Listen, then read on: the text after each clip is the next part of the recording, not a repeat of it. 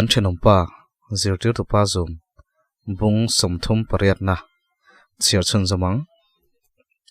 chu zan chu muthil ka har sat le maya ka phone chu khoin kameng renga anu chu amu hil thei maya kei ro ka ngai tu na komin kameng reng thung kan ma hun tur chu ka ngai tu hian a thim ka ti tak zeta ka ngai tu na ta pai bo ka tum point ka pai bo thei lo kain leta ka phone a chun thalak te chu en kwalin Facebook a chuan eng mo chu ka en kola chutia ka tap nuwa kan hoi chuak le chu kola lo eng war to a muthil lui tumin kan ching lui ve a eng tin emo kamu hil ve thai maya debo thote so jona po varanda thut le to so ti tu thom ka hria chuan mit kham thum chung ka tho chuaka sana kan en chu dare ta lo pel to ani chun ei rong lo bol sat sata arsa siam turin an lo pu meka ngati nge men kai tholo in thasung deuh chung ka tia ani chuan ni zanin mengrai sia karon kai tholo cheni kha a boi thlak leinem melhim sang chuna tia anu chuan arpo le na tur tu elo lung mek boka nu engei van tal na sa ve ham bai bai chung chung ka tia anu chuan i thian te kha phone call ro choyai som vek to nia hei kan tal ke vek ania sarjona po ka shil to kha atiliam maya ar tal mai ta hi awi thin nen kanin thana hun kan mangdon nin ka sia zingkara changchon kan ingal chui mai phurlo chet chun para chuka kola o para erong in bol to em katia o bol to e nge alo tivat choron keng thala ron chukro chok nei khom don ani hi zoi sep chun katia para chuna sha thiam ngala ni karing midang shil to em ate ngala la shil lo shil mai te katia anu chun bungro vel min thiar pui turin lo ring hal ro se o eu fela le eu rela te poron somro cho po kharon ken khera ngai lawang alo tile kamit tui chu parol deuh kiang mai urela le u fela chu ka kola bathroom ma chang kalu zui ngala in sum ka tum na sa ma se kan sum thailo kamit tui chu ka dang seng to ngang lawani in sum deuh chun ka trapa ka hmui chu ka hopa ken su thlopa ni zan mut that lo bok nen kai ma shrim chu ka ni luk mai ka mai te ka phi zo chuan engma thleng lo ang men ka chuaka shom tilutuk anga kaum chuan anu nuam lo ti palang kain shom ka ti le thian anu hian shom ti don ti ka sia chuwang chuan anu hmua shom ti deuh anga om kha ka du lo ni nu khoi ar mul kha ka lo po piang chu ka ti chuan anu chuan vok chaw kha lo va pe jok te a lo ti le de ninom a ha ngai chi bok tin kan hial lui khera min vin deuh bol bol se aril rutot lutuk te po azia deuh mana tin ka ngai tua anu chuan a ha thlang na pakhat ma om lo vakal mai ro hei tui po hi kan nei lo te mai nia i thian ten chon va choi teu ati zom zata o tho ve le tangin tharum ngai chi hlir tin kan hial le kal mai ro i tharum kha man na turi nei tlem lutuk ati le luka ole kan ngur sai lo ngur pui tin ka ti el le a ani chu lo nui suk suka anu chuan an thian ho hin ne omania an du hian min kawa a chang chon an thian nu ang mai hian min ena a chang le an nau in hian min ena ti in an nui ve suka vok chaw chu ka va pe a para le wani chun ron thlenga para chon min hmu rol chuan jing chi an khovar aron ti tha khi la khi he khovel lung ngai na hi chu arab bo ne ve ngotani tin ka nui suka para anga champion mentality strong lutuk nei ve hi ka chak thin sarjona chu varanda chun phone khoina lo thule to zirti tu pa ka va ti kher engtin moi ti aron ti thuk o zirti tu pa ka ti chuan ingam chu ti khan min ko le te ati muka ini lo mi tin ka nui sen sena hetianga kum upalam dewin zirti tu pa tian kau te hian adu lo theilu tuka ka va ti vel kher chaka ni lo ati muka para le wani chun ron thlenga zingkara tanga in chai tan zong ami ngai na don mai kan lo pot chap meang chu aron ti loi loya kai chuan nang la chiam hi kan in chai lul lo ti ro zirti tu pa ka va ti le min mel rum lutuk ka thian te chu om lo se chu min ron le tawang vok chaw chu ka siama para chu min lo pe pui lok te ka tia wani chu sar chon na chu na phei thunga para chon ron phei pa chuan chelek don se para min lo ti pui te hian tia ka om lo wang te hi ka hlau ni tran pui war tu hnai reng para ti in ajia po hian in da ka du ati nga zut zuta vani chon ewa han chetak kan pui ve ngai lo che mo hi ka ti thin tina lo khak foka ruati chu ron thleng phei ve le ngal para do he lo tu khi chu kan che mup mup to de boite kanin son pui don hei kanin son tran dona ron tia tina ron ang phei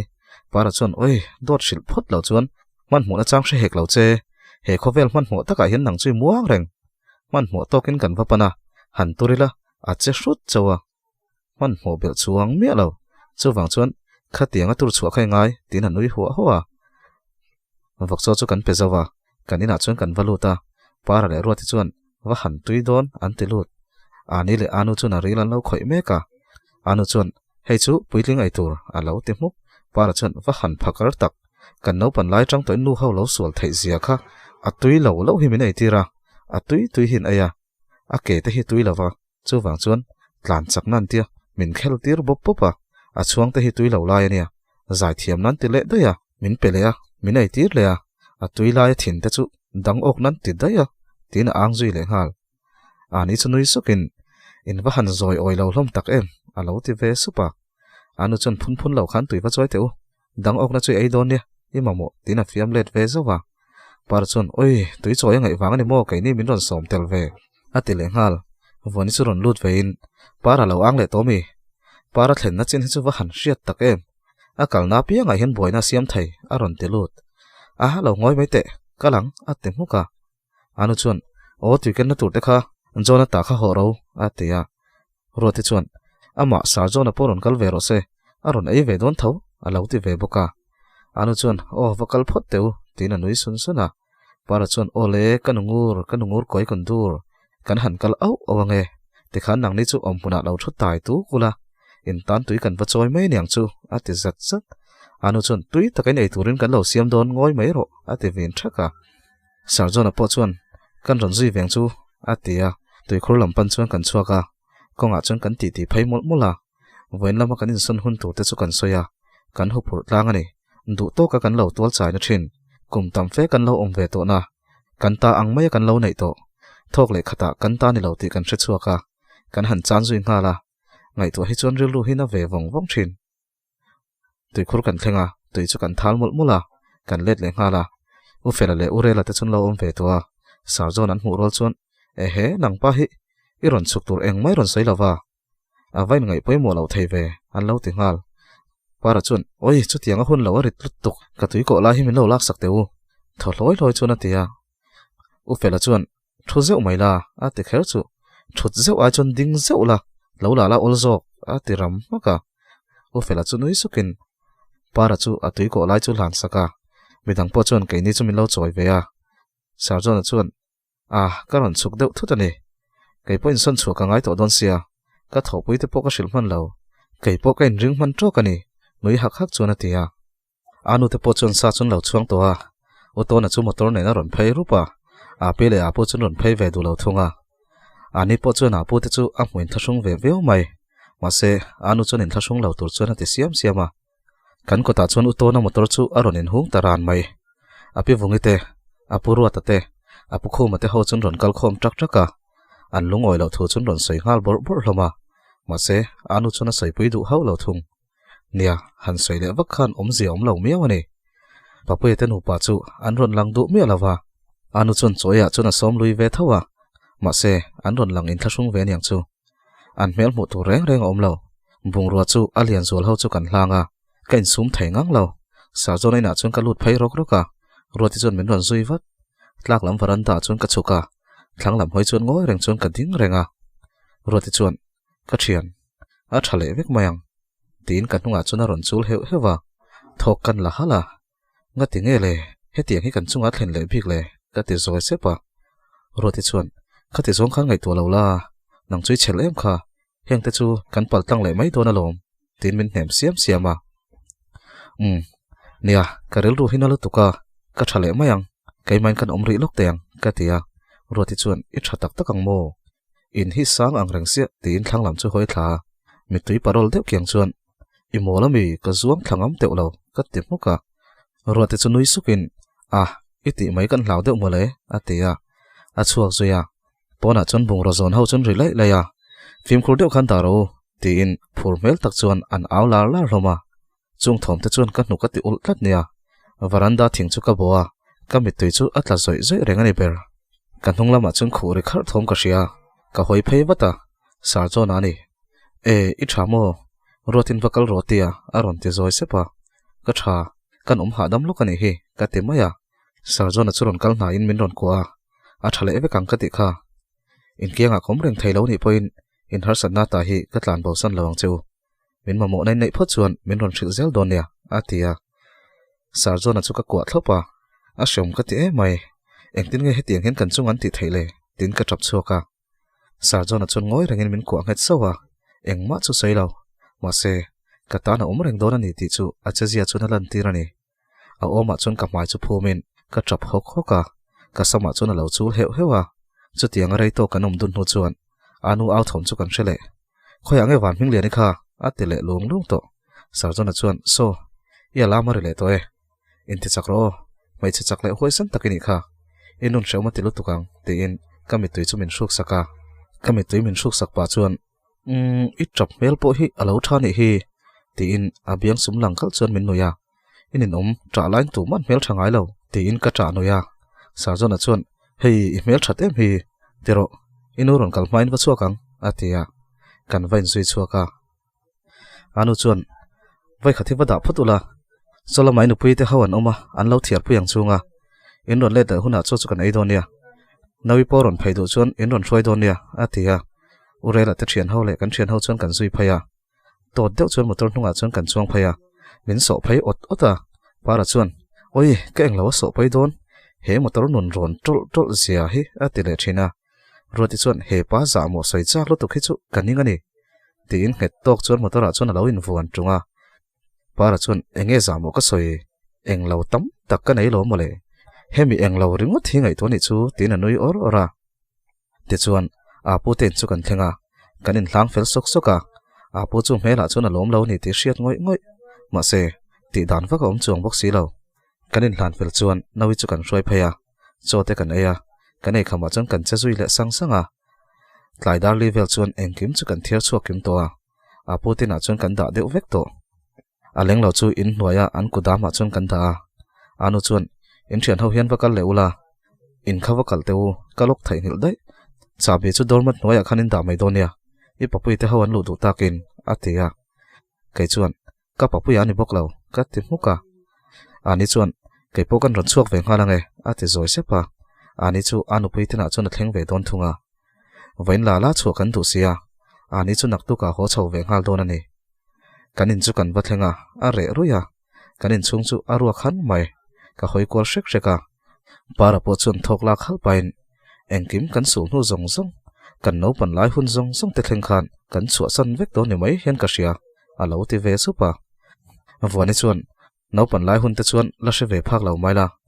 karon china po he in hi chu kain ang chia ka du dana ka omna he khwa ka nun chan ve ka man na ani hi alang kanin ang main ka ngai na ka ui tak zetani chuan kai chu te tanga ko tar lo le mi in lo reng renga khosa ka nia mani in ngai nei hi anom dan tur po ka fil thiam lo zo khial mani pola in nei hi khovela ka chak berte zinga mi ni chuwang chuan ni khathil thuin han chan tur ka ngai to hian kana vong mai ni ati ve siama roti chuan wani lokal lokte helai hi hei helai jong tra kung hi ala sang vak lawa kan no pan lai Christmas donania poisa kan nei si lawa de boy hian kan jong tra lo ruila shalang u atia para hi kan lon tira asara ti tliak pal le sia khulai lungbula tak khona tla tha a hnang le sia kan hlau thong lu tuka nunguri kan han aw le chunga para boy pui pain min hau char chara para la atong thei bok si lo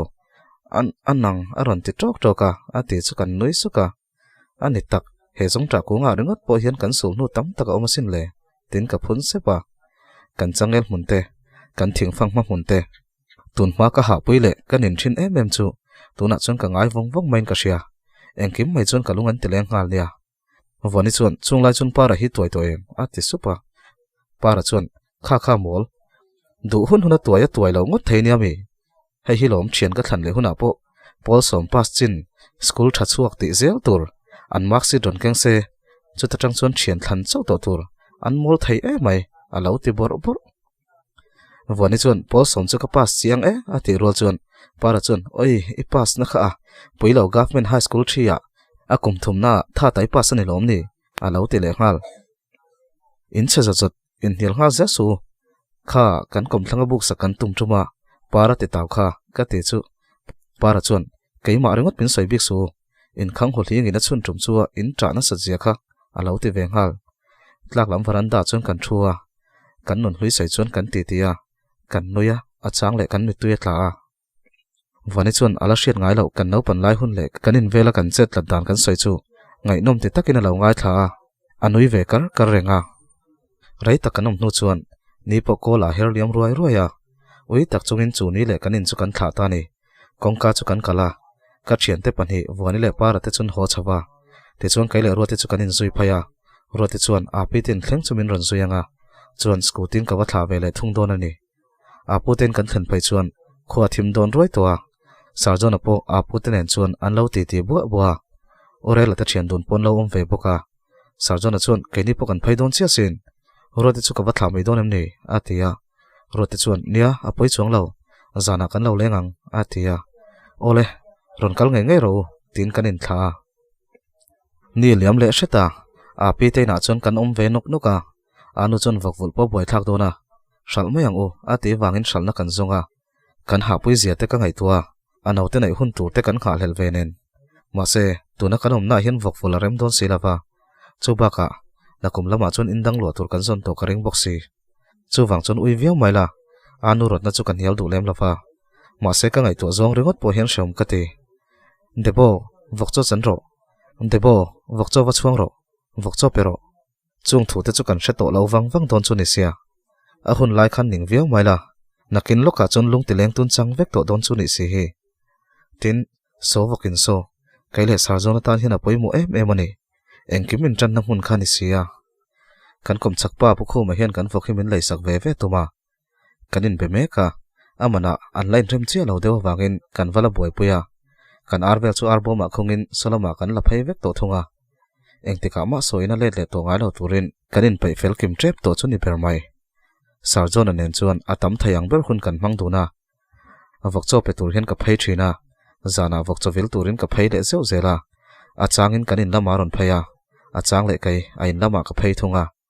mi min ngai dan tur po kan ngai to lo anu point min khap lem lo boka nia ven ngai le khap ngain kan miau lawa kan phak tok le thei tok in kanin thunun ve viawa sarjona po hian amalam hun thil thui tak ngai to chunga min thlang ani angin ain veng film khur thin le a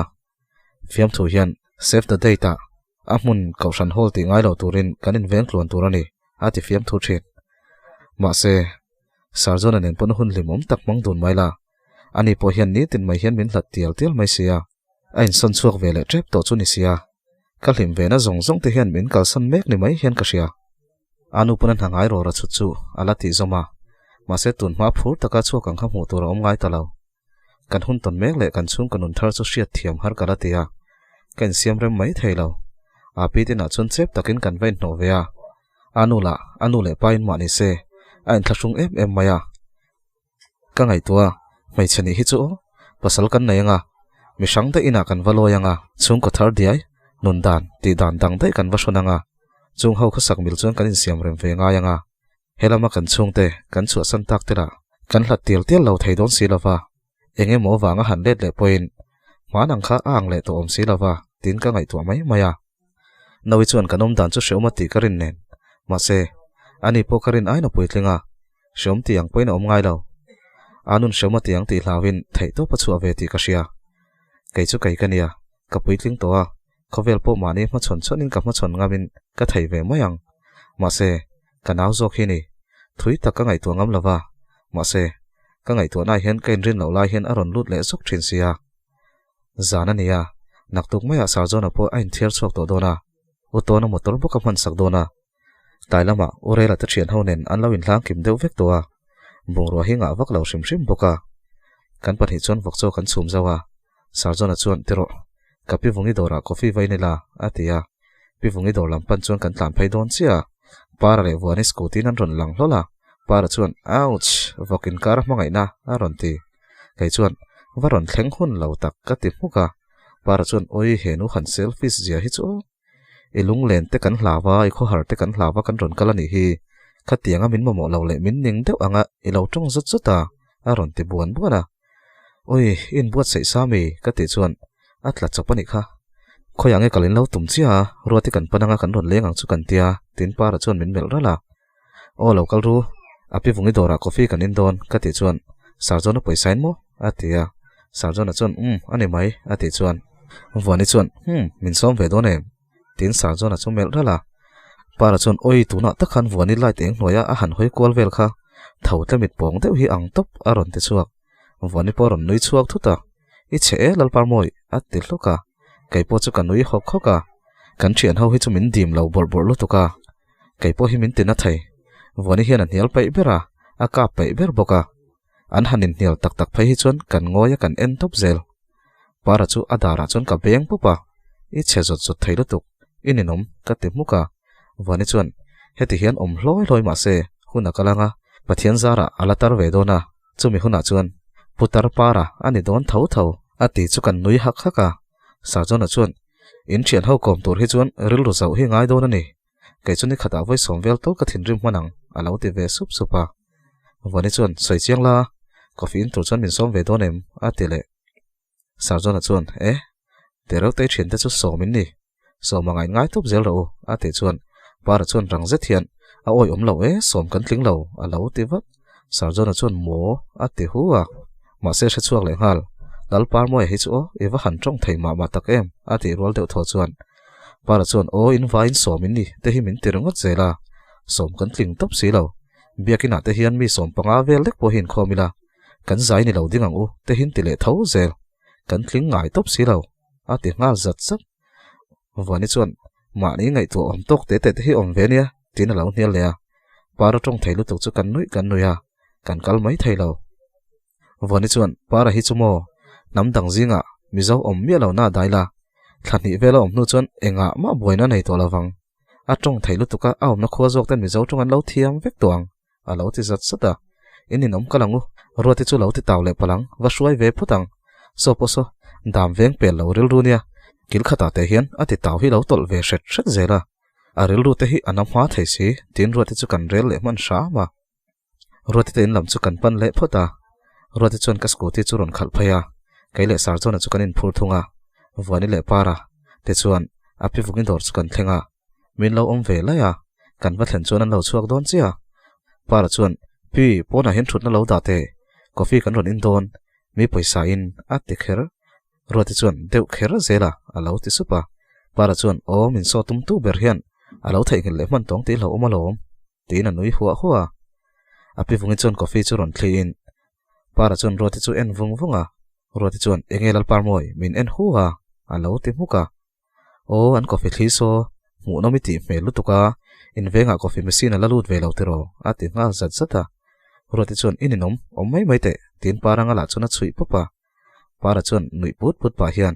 pi vungin dispo coffee machine avata hian ti hian da top thin sia ruati hian lo hlau thon mel thei lutuka oi boite hlau thong su amain ti sona top zel aliam don lo ilo lungai thin ati zui ngal zat zat ruati chuan ido he ve ka she ve tho ti khan mi zinga min fiam na mang lenga min an oi le vekanga kaning tlatalom noi sun chung chuan atia pona chuan kan thua rei vak lo kan thut no chuan urela le ufela chu no moi pi scooty chuan an ron kala uma ki mi le thomas an ron kal ve lol poka thomas chuan gitar ron keng poka chutia ruala kan mu lol chu mak kan ti lutuk kan ngai te po thalo hiang zok uma ki mi chuan thana hun ron man kan tuma ma se ina kan hu si lawa ti hian kan ron zong ris to pani hi atia sarjona chuan pi vung thutna hun chu turalo mem chuan coffee pali ron ti bella tina va aw lawa api vungi chuan ole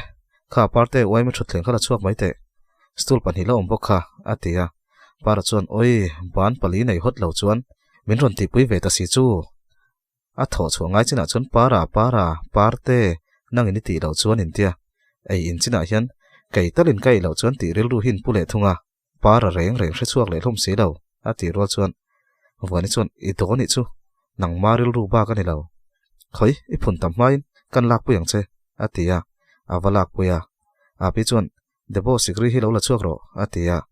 api vungi dor kota chon sikri chu kan aya kanom kwal thapa coffee chu kan ina kanin zo chon Thomas chon gitara pera kan zai hawa Thomas chu zoite te chon zaira trata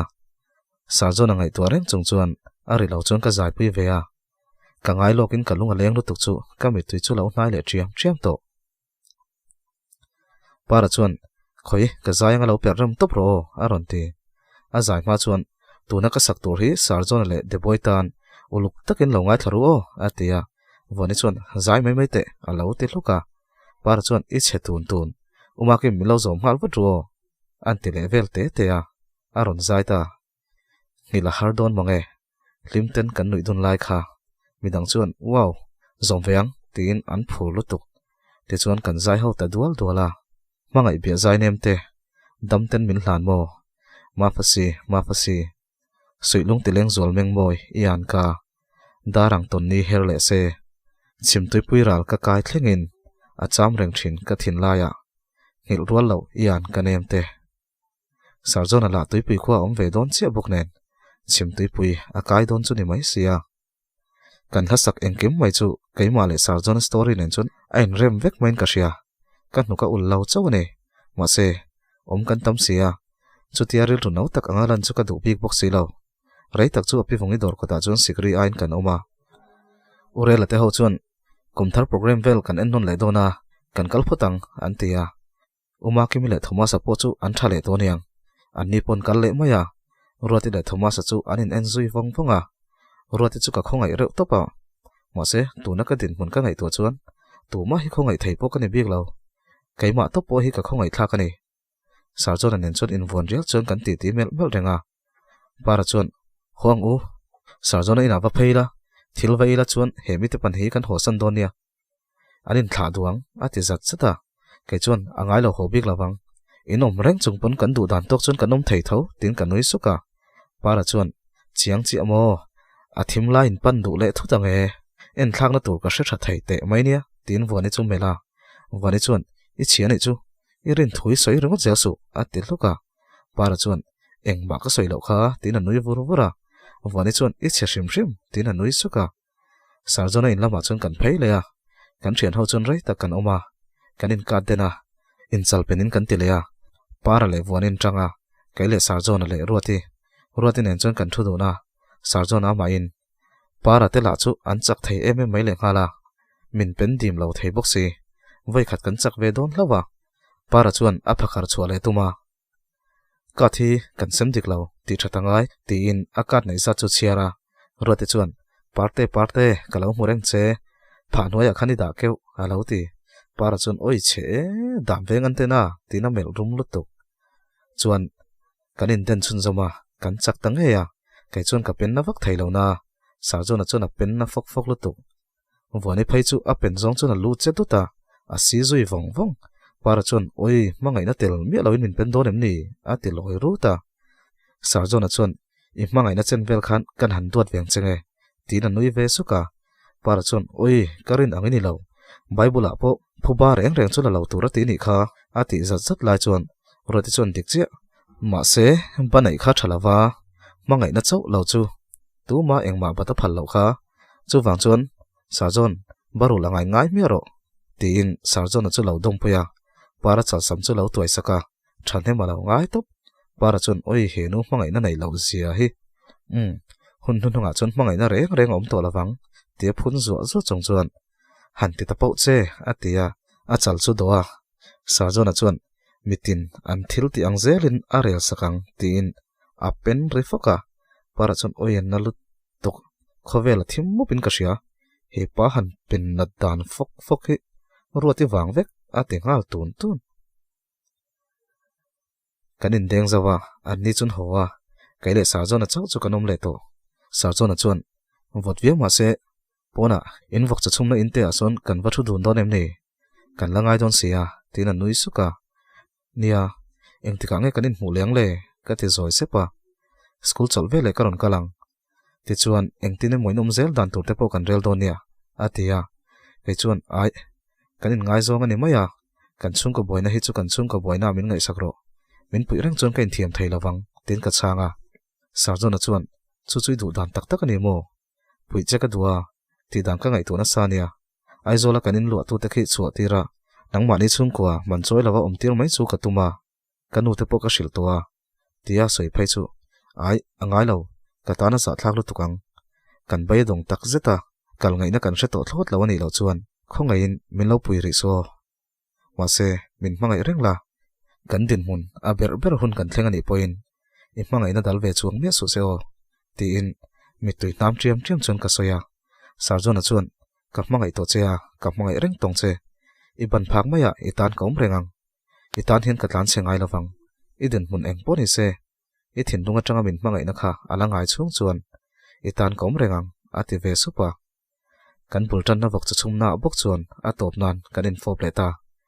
he mu hi kalangai fo don ani ka kham thailo eng tika ngai kan in ton leng le a ngai tu fa ka ngai lo tun zel hi ngai tu zok teang chutia kan pahnia in thalhel taka kan om mek lai chuan number long atang hian phone call ka donga tunang san ria tin ngai thalo deuh chun phone chu ka changa hello ka ti zoi sepa mai che oni wani niam aron ti mo ka ti huwa wani tiamin kau turang chi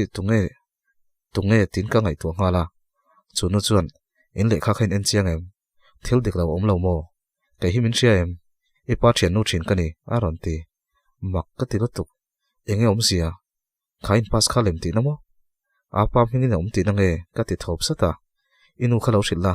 apa thian nu ina betu che i lo ti donia aron tia phone chu da dai tunge niang min bum nge kha thil kha lem zok enge om sia engma ka se thiam to lo a lem poni se anin leitir chuan kai ni chung chun engma kan se don lawa kan chan to pani don sia a engtin nge ka hriat chu thayang ole khati zong khani sela a then khatin ngai thla ka nuam lo tul in ti ka hria a ngai thak num reng thei lawa thon thu hi chu mishing nun po hi anuam reng lawa a ngai nom reng lawa har sat na te kan to changa om thin ani chumi wang chun thon thu hi a hlim om reng thei lawa tian a har sa jong tina kal chawanga aron hlim lenga a lung ngai na te pon alo top thut thaya ka chailok thei lawa enga ma main nang ni chu ka ngai tha to don lo anin chen chuan kan subscribe mal che a happy ending lo chuanin kan subscribe mal che ni mai subscribe to ka lam dik thei lo chuwa ani mai in ti nga zung zela ka zia kha zia te ti hianin ka teacher chara tlai to kain tan ka lo tia karon da pho to kin en tin ngen ngai ka tia comment kan han chiara chu tia ngai ti lo chuan ka unsubscribe che ni mai Chris in lo ti khala dik tak hi chuan e lom lo thei hi chu kania wa se ka lome eng ki ma hian chu wang chuanin in ngai thak pai lo pun in ngai thak pai to lo pun ngai thadu an lom theya ati ra tang khan mi lo share sak le ze lola chuanin min lo like ka min lo comment saka in pai chuan min lo share sak turin ka som chuwa hype te kha atang kai emema hype tam kha chuan mutu hin lo tam thina eng poni se thank you very nice tin kan thale phot meng chu